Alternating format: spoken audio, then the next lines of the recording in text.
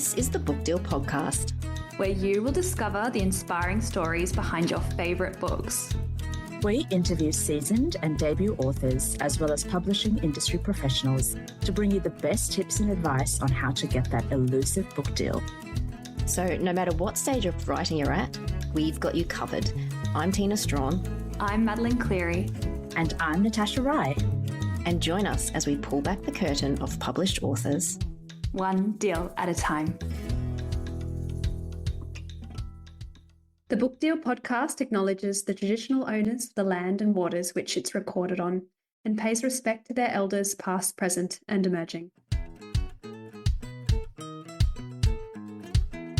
Hi, it's Madeline here. If you've been in the industry for a little while, it's likely you have heard the name Catherine Milne. And if not, you would have read at least one of the books by the award-winning and best-selling writers that she publishes, including Julia Baird, Holly Ringland, Meg Mason, Jacqueline Maley, Alli Parker, and of course Trent Dalton. With a career spanning many years, Catherine has worked at Penguin Books, Allen and Unwin, and has been head of fiction at HarperCollins Australia since 2017. Catherine is an incredibly busy woman, and so I was very grateful to have this opportunity to pick her brain. We chat about her start in the industry, the acquisition process, how to bail up publishers at events, pitching, sales and success, and, of course, writing from your heart. I hope you enjoy. Catherine Milne, welcome to the Book Deal Podcast. Thank you. It's so lovely to be here. Thank you for coming on. Now, I want to start from the beginning, and I have lots of questions for you, but I think we have to start here. I heard you got your start in the publishing industry in the glamorous suburb of Ringwood in Melbourne. Yes. I was so far out of my comfort zone, I cannot tell you. At that time, I had just graduated from Melbourne University. I literally lived my life in a very tight a trio of suburbs, which was Carlton, North Carlton, Fitzroy, North Fitzroy. Essentially, I barely moved from those suburbs because that is the centre of the known universe, as we all know. And when I was desperate to get a job after I'd graduated from Melbourne Uni, I went to the careers advisory service at the university. It was the first time I'd stepped in there.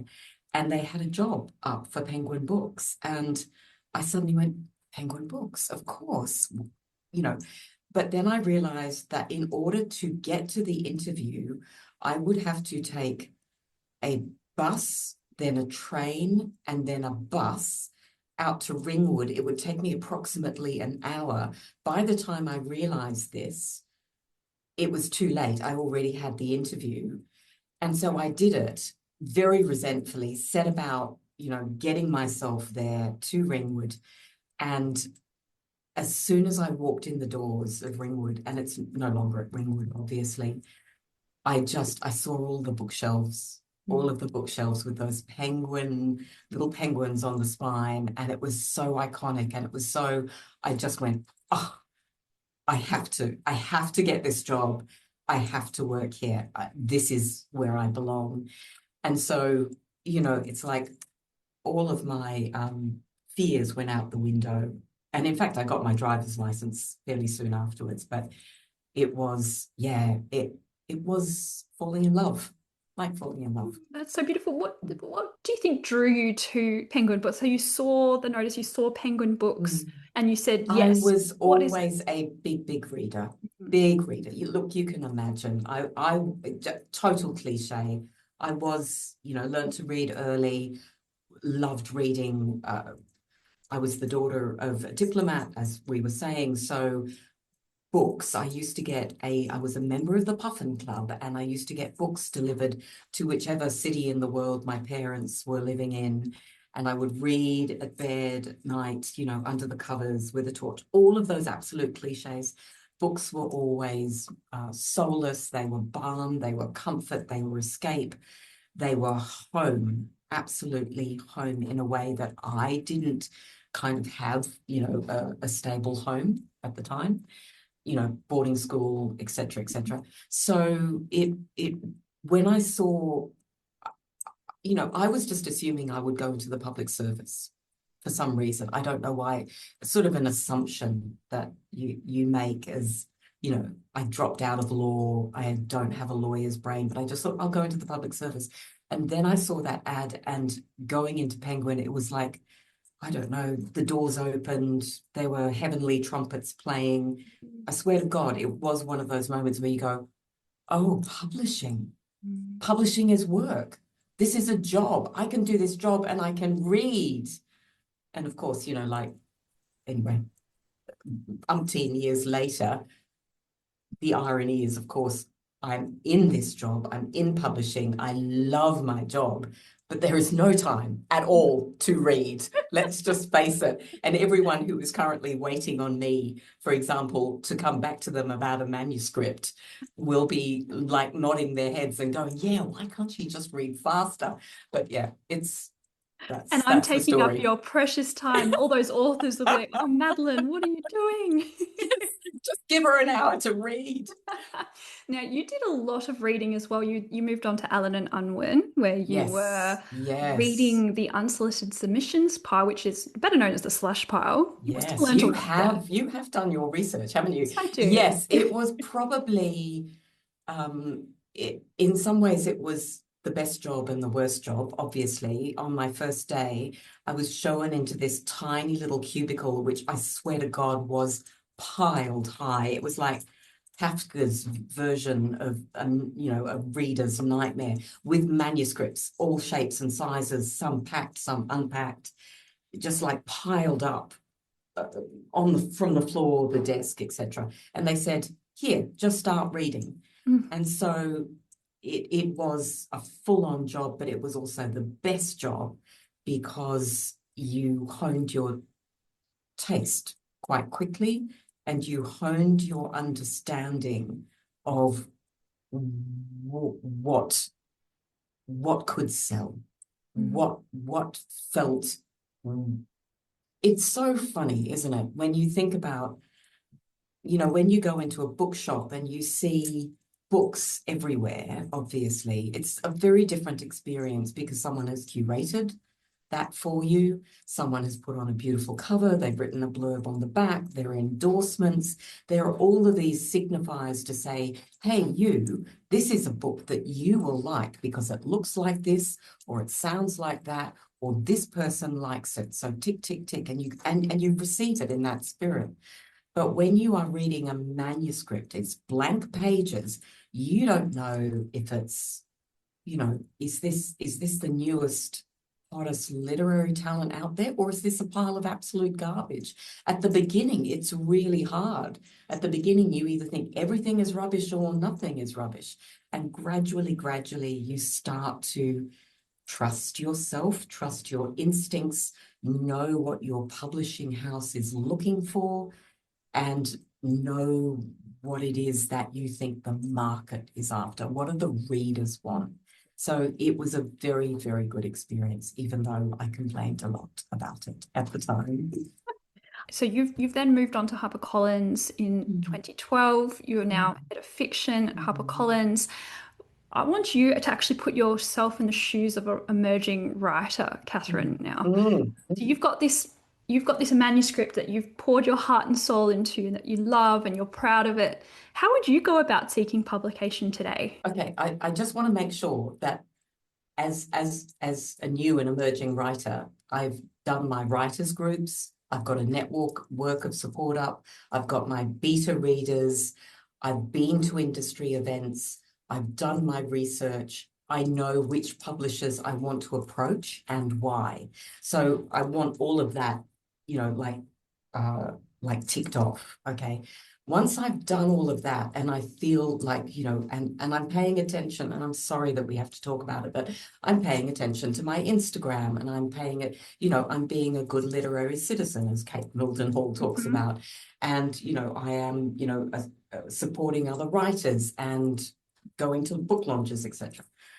But in order to get my manuscript across the desk of an agent or a publisher, is that I would absolutely try the personal approach first before going to, there are various other ways you can do it. You know that. You can apply to like the Australian Fiction Prize, the Ritual Unpublished Manuscript Award Prize. There are various places where you can enter your manuscript, and there are various unsolicited options for you at various publishers still.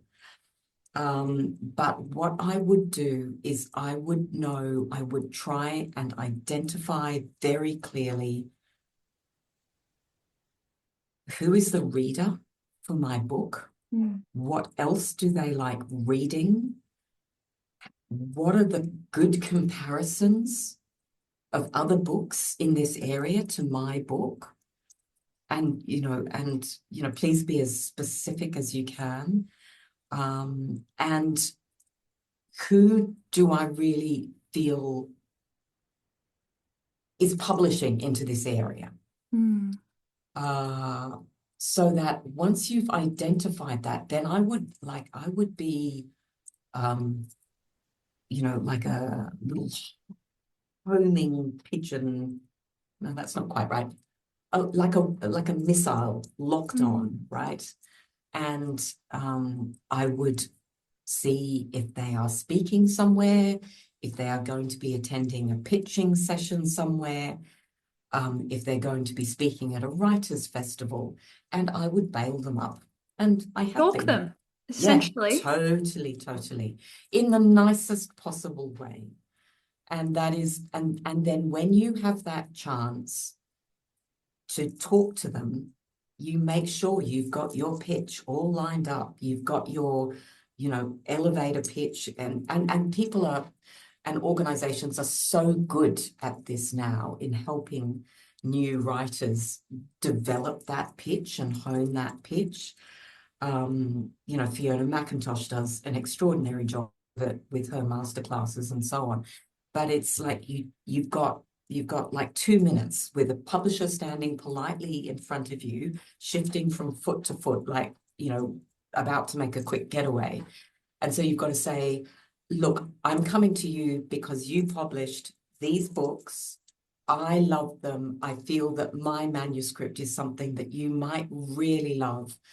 It is X plus Y meets Y. Imagine, if you can, a boy from the wrong side of the tracks meets blah, bang. Would you like to read it? And that has got to be strong enough and polished enough and confident enough for me to go, okay, yes, I would actually like to read that. Wow. Send it to me. Here's my email address. I've been known to do that. Other Really? publishers I was have going been, to say, yeah. has there been Yes. some success out of that? I'm not sure. Let me think.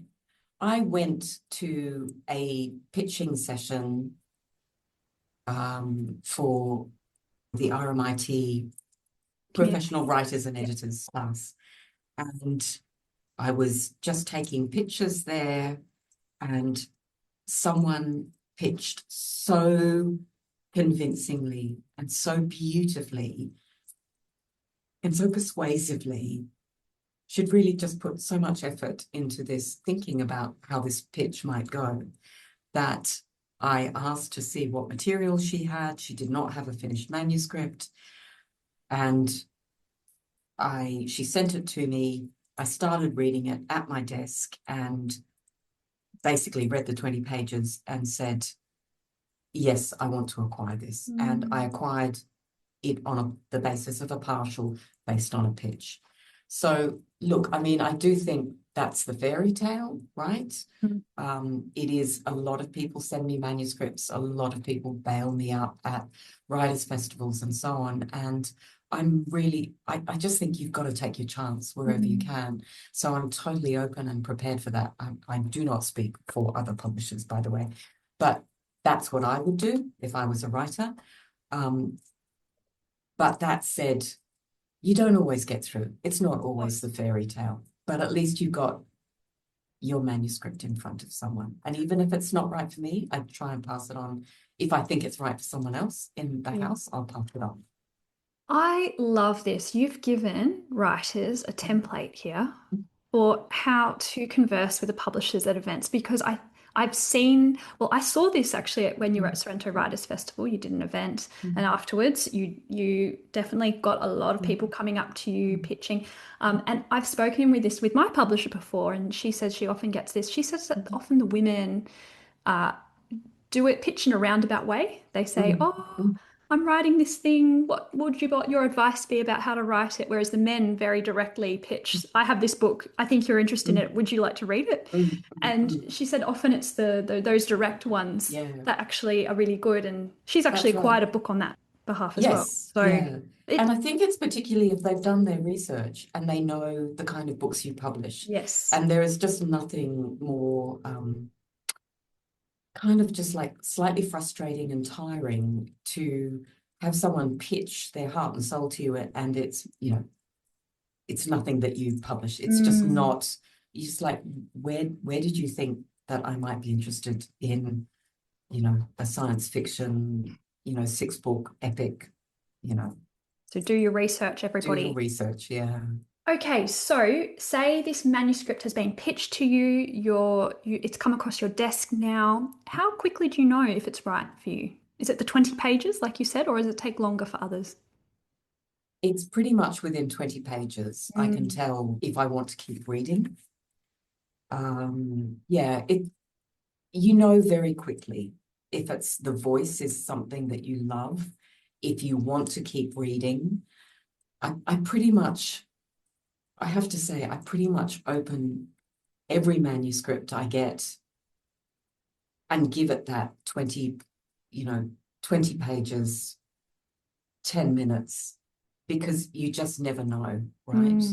And sometimes you have to just move so fast on a manuscript if it's hot. But yeah, I'll know pretty quickly. And sometimes you keep going thinking, oh, you know, I should read a bit more, or this author is really well known. Why aren't I loving it? You know, so that you try and be fair, absolutely fair. Okay, so say you love it. That doesn't mean necessarily, though, it's going to be a yes. It has to go to acquisitions, and everyone's always interested in acquisitions meetings. I'm interested to know who actually holds the power in acquisitions meetings. I think it varies from publishing house to publishing house and from publisher to publisher. And certainly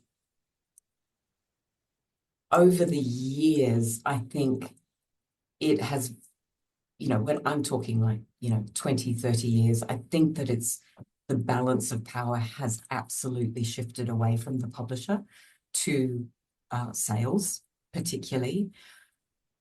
We have such a small market for books in this country, as you know. It's vanishingly small, really. And we have certain retail channels that we use to get the books out to readers. And there is nothing more dispiriting, can I say, than sitting in an acquisition meeting and you've pitched your heart out for a book that you love. Let's say it's a more literary title, and you think the author is wonderful. You think this novel is gorgeous, and then at the end of that, the salespeople nod and they go, okay, all right. Well, it's literary, so we won't get it into Big W, Kmart, or Target. We'll probably get 800 into Dimmicks. We might get another 800 into Leading Edge and Book People, 400 for libraries, and another 400 for the onliners. Let's just say that, and I can't do that adding up quickly enough in my head, but it's somewhere around 15,000, 1,500 to 2,000 copies. And they're saying, well, Catherine, and then they throw it back to me and they say, well, Catherine, what do you think? Is this one to take up a precious slot on your schedule? If you love it, we trust you. I mean, I'm lucky enough that, I've got enough runs on the board now to be able to take some passion projects in. But when they throw it back to you and they say, what do you think? Should we do it? We'll probably have a likely first print run of 2,000 copies. And you just think, oh, it is salutary. It is a shock of cold water over the face, and it is incredibly dispiriting. But that is the market that we have at the moment, particularly for literary novels. Obviously, for genre and more commercial fiction, it's different, but it is hard. It is hard, can I say, sometimes. And sometimes you've got to let things go because you think, I am not prepared to, and you know what it's like to get a book published. Everyone is investing so much time and effort and energy. So unless you've got someone that you think, here is a talent for the future, I cannot let this person go. I don't want to let them go. I want us to be the one that discovers it. Or in my head, I don't believe that there's only a market of 2,000 people for this book. I think that once people start reading it and recommending it to their friends, I think that there will be a bigger market for the book. So sometimes you take a risk, but sometimes you've just got to bow to reality. That's really difficult. It's almost the publisher's role is so difficult because you're trying to marry the business and the art. And art and commerce. That's right. It's so tough. And sometimes there's magic there. I don't want to be too I don't want people to go away thinking, oh well, that's it. I'm giving this writing business away, because sometimes there is magic there, right? And sometimes you go into an acquisition meeting and you've got a novel that you love, but you think is going to be small. And the salespeople have read a bit of it and they go, Catherine, this is great. This reminds me of X. And we have people around the table talking and going, I loved it too. And so you can do it. You absolutely can do it.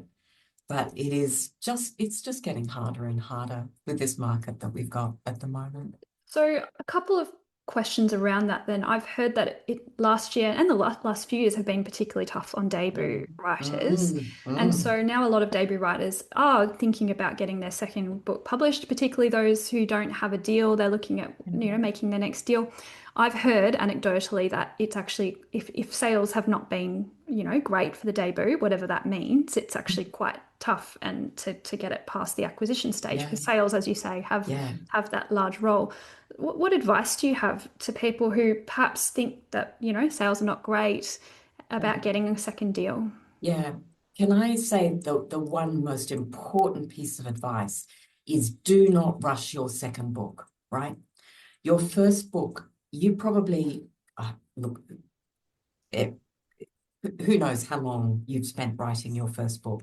But even though the actual writing might have taken 2 or 3 years, you've probably been dreaming about it and making notes in notebooks for years and years and years. It's been kind of living rent-free in your head as it's gradually, all of those ideas are swirling around and gradually becoming more and more concentrated.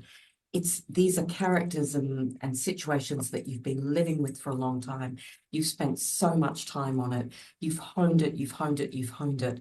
And the publisher too, probably knowing that you're a debut and therefore probably at your most saleable, right, is just put everything into it. All of that attention and focus and structural edit followed by 2 rounds of copy edits, et cetera, et cetera. We put a lot of efforts into debuts because of the fact that they can absolutely catch fire and take off. But you spent a lot of time on that book. And then suddenly, if you've had any kind of success, you are being pressured to, well, let's have another book from you, quick, smart.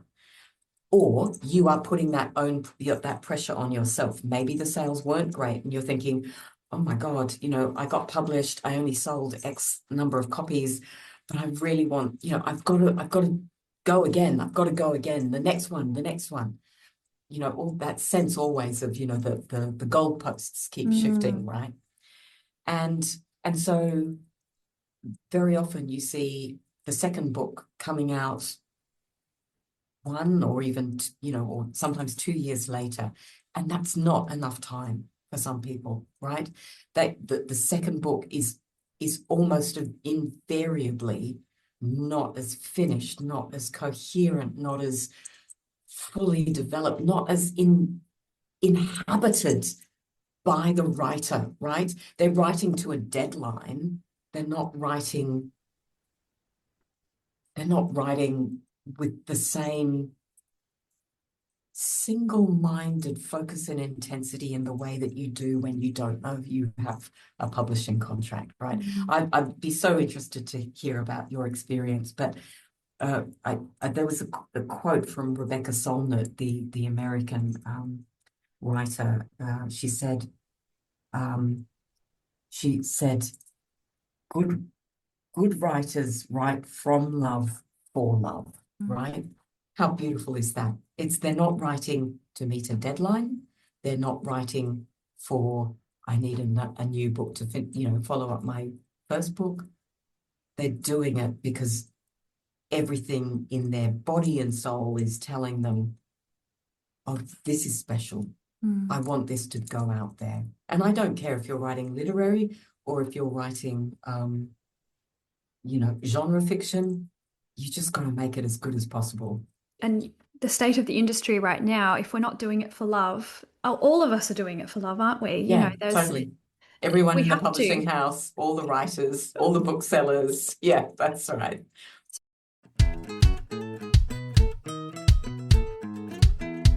What would make you stop talking to the person you were once closest to?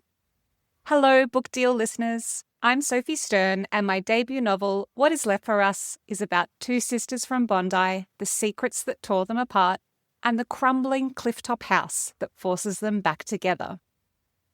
As the eldest of 3, I've always been fascinated by the fierce, complicated bonds of siblings, and that's what I wanted to explore in my book.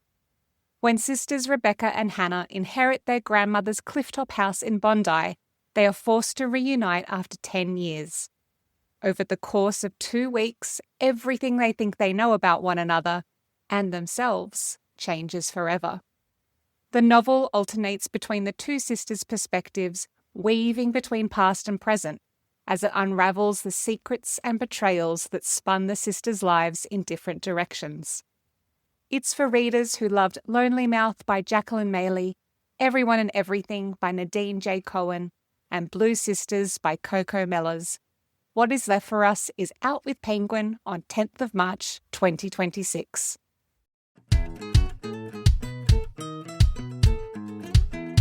So you mentioned success before, so I'm interested to know from you, what is success? If you're a debut writer or you're an established writer, what does success Oh, good like? question. I think it's different for everyone, isn't it? I mean,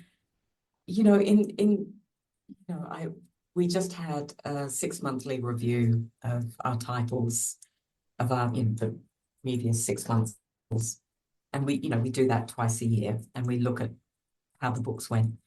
And for our CEO, for example, a book is successful if it's earned out its advance and made the profit that we forecast for it. It doesn't matter that the profit is small. If it's earned out its advance and it's met its profit margin, this is for our CEO, it's like, yeah, okay, we'll have a new book from that author. That was worthwhile. So earning out your advance is a measure of success. Getting good reviews for some writers is a measure of success. For others, it's the number of sales you got. For others, it's, am I going to get a contract for my next book because all I want to do is write? So that is all of those things. All of those things are little factors. Some mean more to others than the rest, but they're all things that we should be thinking about, right? So when you do offer an advance to an author, how do you calculate? Is that something you do with sales? Yes, it's based on the number of copies that we think we can sell. And obviously, we are often optimistic and positive. Right, right. At that point, it's like getting married. You always go into a marriage thinking it's going to be forever, or a relationship thinking it's going to be forever. And same with, when we acquire a book, we're all really positive about it. We're all really excited about it. And that is the benefit of these acquisition meetings, I have to say, is that it's a collegiate decision. We've all decided that we want this book. We want to publish this book. And so you are, it's just about sales says we think that we can sell 7,000 copies of this, 2,000 ebooks, 1,500 audiobooks. What does that get us in terms of income dollars for the book, and how much of that can we offer, in a fiscally responsible way to the author as an advance for that book? We want to win it. How often are you right, Catherine? In terms of what? When you've done those calculations and you've made your predictions, because it is quite tough to predict, I would imagine. Yeah. If you get it wrong too many times, that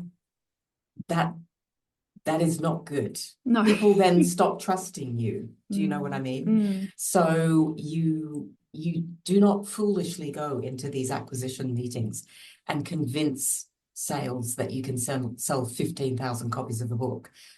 We don't do that. One, because we know how hard it is to sell 15,000 copies of anything.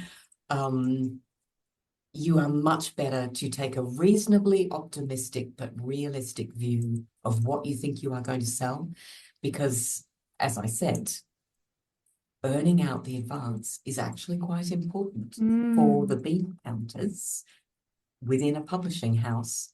They take note of these things. That's interesting, because there's always, I think, a lot of sort of intrigue around a large 6-figure advance auction. There's a lot of pressure on the author as well, and the publishing team to deliver. Yeah, absolutely. It is, sometimes you have to bid crazy money to win an author and win a particular project.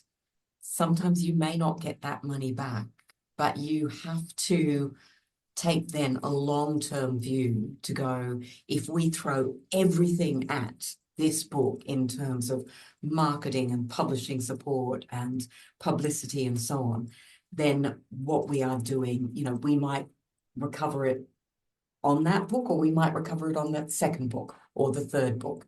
But you are absolutely taking a long-term view of the potential success of the author. So you're not just looking at that book, but a lot of other factors, I would imagine, around the author and who they are. Yes. And what they can bring to the publishing of the book. So that goes back to your original advice about being a good literary citizen, getting in touch with, booksellers and all sorts of things. So that's really good.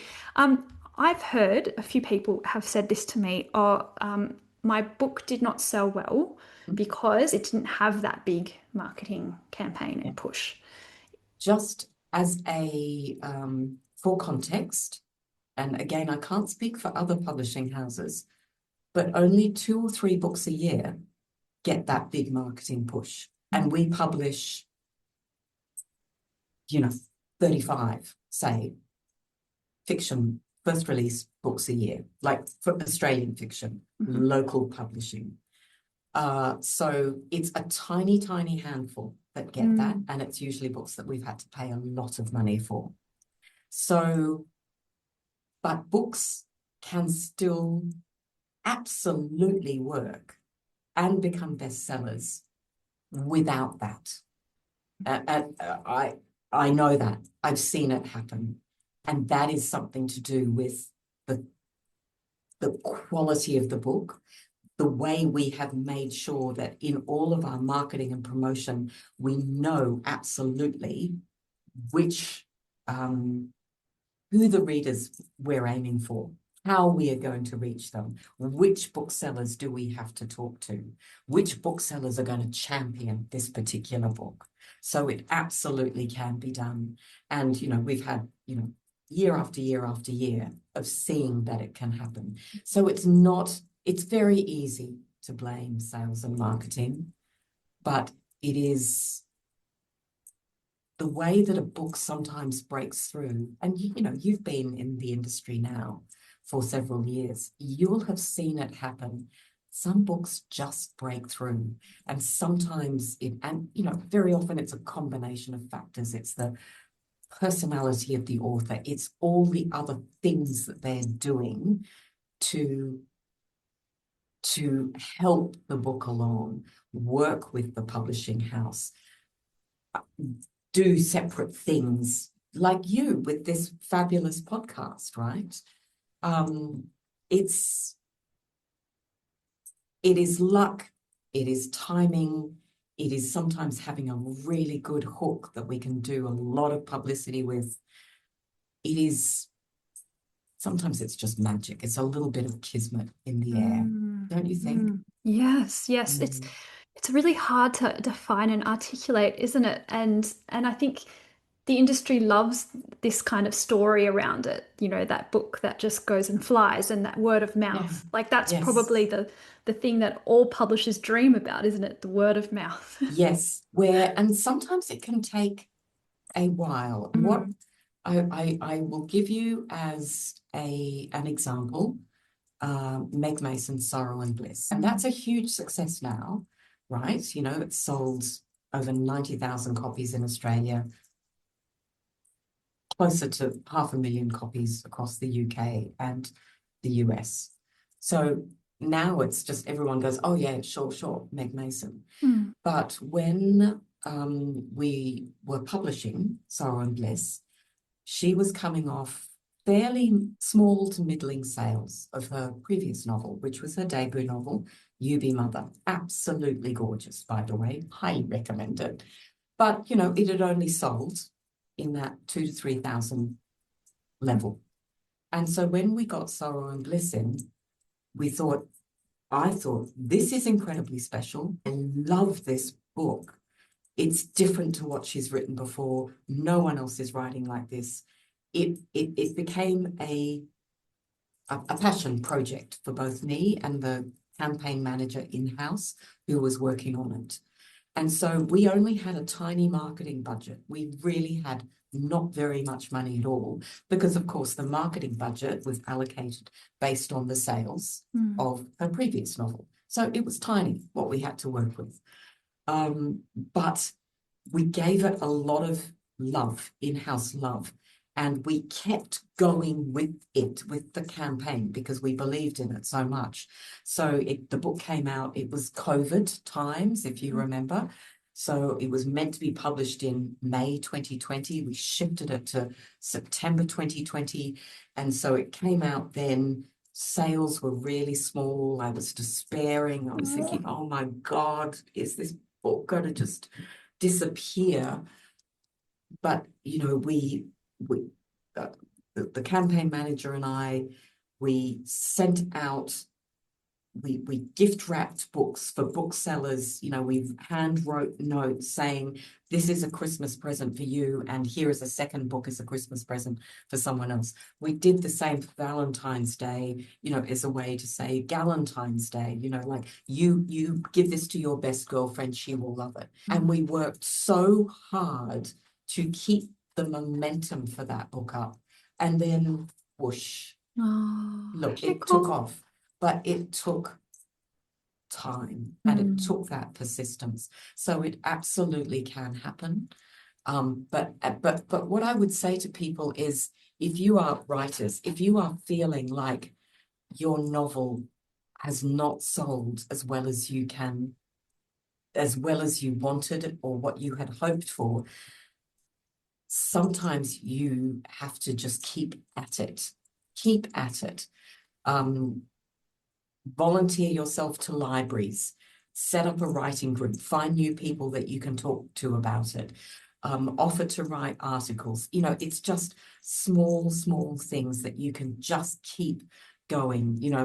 Find an online book group, write to them and say, you might like this novel. I know, I'm just throwing out ideas. It is one of the hardest things in the world. I absolutely know. But sometimes if you really love something, you don't give up on it, right? That's right. That's right. Or you put your effort into writing something absolutely brilliant for the next novel. You have to focus on the things that are within their control. I think Correct. yes. And there are lots of things in control of writers. There are lots of things that are not, but there are. Correct. And particularly even the way that we respond to these things as well, because, Yeah. I suppose Yes. if you look at it like opening a business, in your first year, you probably don't expect to make a profit, do you? You just got to keep going and going and going. Sometimes it's the long game. Yeah. And you've just got to have that grit and resilience. And that's what keeps a writer, at their seat, at their computer, day after day, writing something. Writing is hard, right? It is. It's hard work and it takes time. But yeah, you've got to do it for its own sake. That's right. That's right. Perhaps that idea of the fairy tale debut experience is a pervasive image. It's a pervasive dream, and the media loves those kind of stories and it serves them up, but that's not reality. That's Cinderella. Exactly. And we don't have that much time left, but I did want to maybe talk a little bit about the industry at the moment. We did touch on the current state of things in the market. I suppose I'm interested, in your experience, because you've worked in both independent and large Big Five publishing houses. We've seen in the past year, independent publishers being acquired by some of the Big Fives. I guess someone who works in one of the biggest in Australia, what's your sort of take on the state of the industry currently in Australia? I have to say I was both a little disheartened by some of the smaller publishers being bought up by the bigger publishers. I think there is such a role for small independent publishers, with particular tastes and passions and, different views of what success look like. I think that makes for a healthy ecosystem. But I have also been then very happy to see, in the wake of, those smaller publishers being bought up by bigger publishers, that there are even smaller publishers now, new, springing up, whether is it Pink Pants Press or, this is fabulous. I love that. That there are, and Terry Ann White doing such good work with Upswell and, it's just, I love to see that because it means that there are more options for writers than the traditional Big Five. And sometimes a smaller publisher is right for you in a way that a bigger publisher wouldn't be. So I guess on the whole, I am feeling like the industry goes through it's like a swell, isn't it? It's like a big ocean liner on a swell. And there is this sense in which it's constantly changing. The environment around us is constantly changing. We thought that COVID was going to be a death knell for the industry. Shops not being able to open, people stuck at home, etc., etc. But, 22 and 23 were these, 21, 22, 23 were these boom years for reading. It was just extraordinary. We're now seeing a contraction, in a sense where the industry is changing yet again because, yes, I think the number of books being published and the value of books being published is just about steady with last year, or the year before, but there is a sense in which every publisher knows a lot of that is driven by very, very few books. It's all the big romantasy books. It's all those cozy colouring in books. It's all of those rom-coms and gay hockey romances and, which are driving down the numbers of a lot of the perhaps more literary titles, less genre titles. So everything changes all the time. And that again is when you've spent as many years in the industry as I have, I suppose you take a long view and you think it's difficult now, interest rates, wars in the Middle East, crazy things happening in America, it's no wonder that people are going, you know what, I better not buy a second book this week, or, you know, maybe I won't buy this, I'll wait until, you know, the Black Friday sales or whatever. Or even So, go for those cozy kind of books as well. or yeah, Just- I'll read a cozy book instead of something maybe a bit harder or a bit Yeah. challenging, or I'll read the book that everyone is talking about, whether it's, you know, Sally Rooney or Hamnet, but I won't take a risk on an Australian author that I don't know anything about.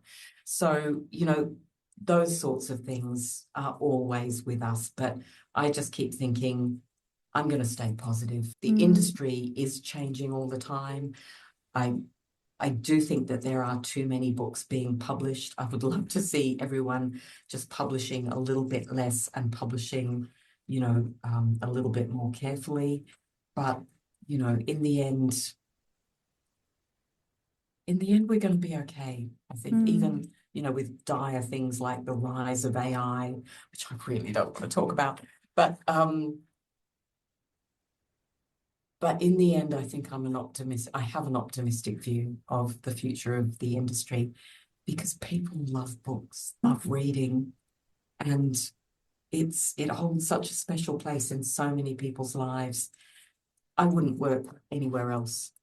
Probably couldn't now, but you know, it's just like I am very good at a very, very small, narrow thing. But oh my God, isn't it the best? It is the best.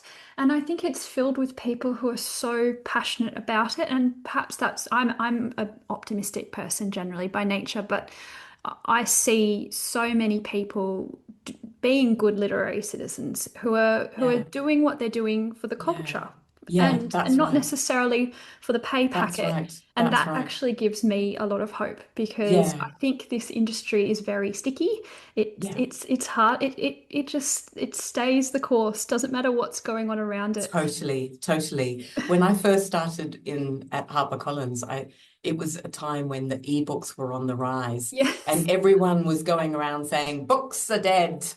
And I thought, we'll see about that. I actually was going to bring up that example. I was a bookseller at the time, and I remember at Borders, and they said to us, make sure you're selling Kobos because Kobos are going to be the way of the future. There'll be, you know, they showed you the graph of ebooks on the rise and you know, physical, but that, you know, it changes, doesn't it? It just increased the number of ways in which we can read books, which is, a joyful thing. So in the end, like long live readers, long live and books. storytelling. Yes, that's right. Now, I want to talk about the Australian Fiction Prize, which is a great opportunity for writers at all stages, not just emerging, but also mid-career established writers as well. Now, I know it's well known that you don't have a slush pile that you're necessarily pulling from, but the Australian Fiction Prize is a good entryway, isn't it, into HarperCollins? In a way, it does function as, you know, open sort of portal, slush pile, whatever you want to call it. We got something like 500 entries in the first year, which was incredible. 300, a much more manageable 300 entries the second year. We're about to open this year. It is such a good way, because I think a lot of the prizes are for debut writers and for young writers. And there's a reason for that historically, but we wanted to really open it to everyone. Some of those, you know, authors who couldn't get a second book deal or, you know, published 3 books and then stopped for a while, had children and are coming back, you know, and just wanting to dip their feet back in again. So that's why we put no restrictions on it. And we found it's a really fantastic way of identifying new talent. And we very often publish not only the winner, but at least 1 or 2 others from the shortlist as well. And certainly have seen writers, because before it was the Australian Fiction Prize, it was the Banjo Prize. And we see writers again and again and again. And I want to say to them, but I don't know how to. It's sort of like, you're getting better. Keep going. You know, just enter next year with something different. Come on. So it is really nice to see that, you know, the reoccurring names. with a, tweaked manuscript or a new manuscript. And sometimes even if we don't pick them up, the people on the shortlist go off and get agents and are published by someone else. So it feels like it's a really fantastic way to get your work in front of a publisher in a really efficient way, because, we have to look at it, and within a certain time frame as well.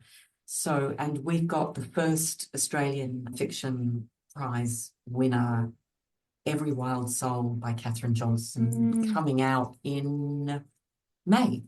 How exciting. And that's stunning. I just got some feedback from a bookseller in New Zealand who was raving about it. And, we comped it to Wild Dark Shore and The Lost Flowers of Alice Hart. And she wrote in her email, yeah, big comparisons. I'm going to see what I think about this. And then she went, and you know what? This is absolutely right. So she was just so positive about it. And so I feel really excited for that book when it comes out. So May, that's coming out. We'll have to look out for that one. Yeah. How good as well that for those who've applied and been rejected previously from the prize, you can still submit again. Yeah, absolutely. Yep, absolutely. if you've reworked it. Yeah. Is there anything you're looking for this year in particular? It's judged, in part by the three of us, the three publishers, fiction publishers at HarperCollins. That's myself, Anna Valdinger, and Roberta Ivers. We all have slightly different tastes and we look for slightly different things. Bert loves good historical fiction, as does Anna. Both Bert and Anna tip a little bit more commercial. I tip a little bit more literary. We always are looking for good crime, great thrillers, good rom-coms. But, the sweet spot, the absolute sweet spot is that commercial literary crossover. It's something like, I am looking for something like The Correspondent by Virginia Evans. I just want that beautifully written,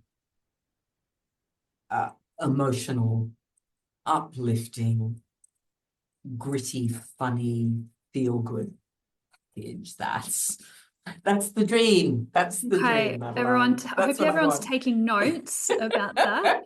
When you're seeing Catherine at an event, pitch that you've got that type of manuscript.